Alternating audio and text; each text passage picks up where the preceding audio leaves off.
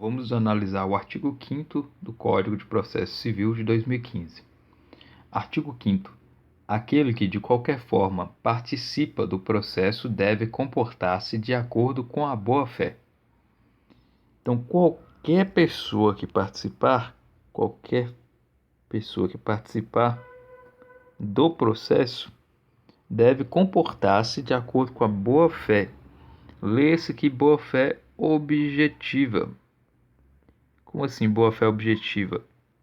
Aquela que não analisa os aspectos de dolo, no caso da intenção de ser ruim ou ser uma intenção boa.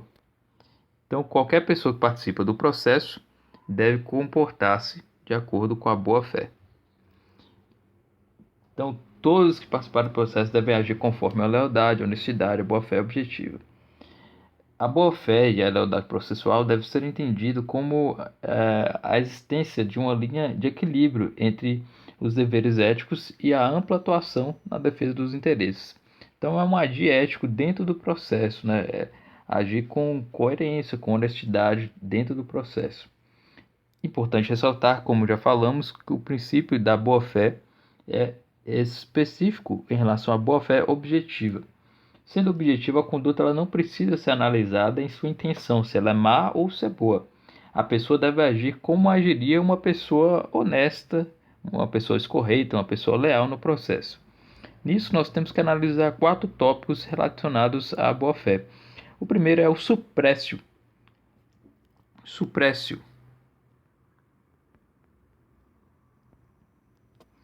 Que analisamos aí em que a parte ela não exerce seu direito, e com o passar do tempo, ela dá a entender para a outra parte que ela renunciou tacitamente àquele direito pelo seu não uso. Assim, ela não poderá exercer esse direito de modo a surpreender a outra parte que já tinha um direito decorrente dessa inércia, dessa surrexo aí no caso. Então, se a pessoa age no processo como se não fosse exercer o seu direito e do nada, de forma surpreendente, acaba exercendo esse direito, ela estaria violando aí a boa-fé objetiva. Temos também a TUCOC,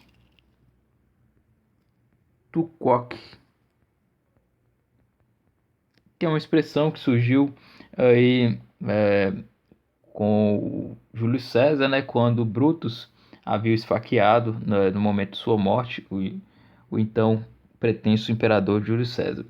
TUCOC, a parte não pode criar dolosamente vícios processuais para depois tirar proveito de tal situação. Então você não pode criar um vício e depois tirar proveito dessa situação.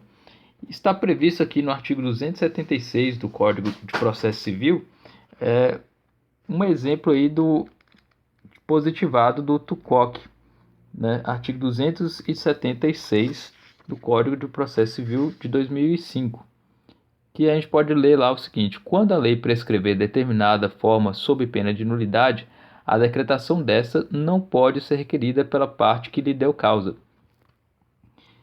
Temos também a exceptio doli, que é a defesa contra atos dolosos da parte contrária, visando paralisar esse comportamento doloso. E o último tópico que analisamos relacionados a essa boa-fé, temos o venire contra factum próprio. Então, venire contra factum próprio, que vamos analisar aqui. O venire contra factum próprio, ele é a proibição do contraditório no processo. Não se pode agir com a forma contraditória, ou seja, com a conduta que inicialmente traz uma ideia e depois se torna contrário. Temos 4 pressupostos do venire contra factum próprio.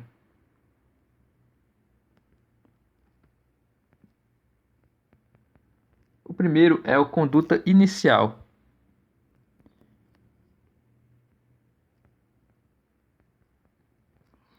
Como assim? Inicia-se uma conduta, em seguida temos a confiança do outro de que essa conduta permanecerá, e terceiro, temos o comportamento contraditório a essa conduta e o dano ou o potencial dano decorrente da contradição.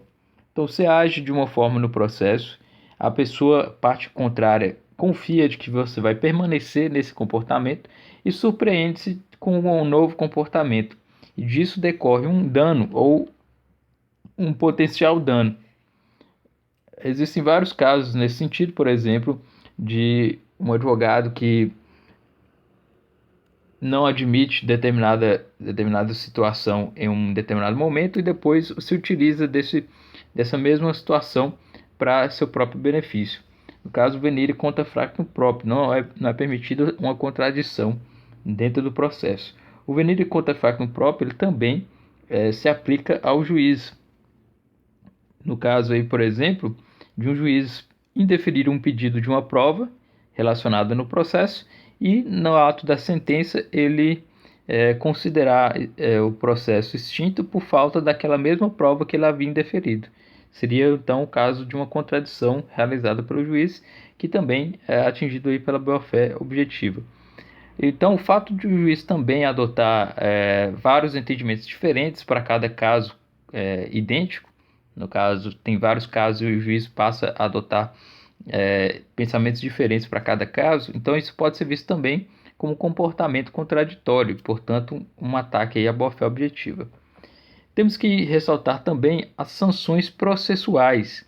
As sanções processuais elas se dão pela violação da boa-fé, né? E elas surgem geralmente com multas e independem do pedido ao juiz para serem aplicadas. O juiz de ofício pode aplicar multas como sanção processual por violação à boa-fé.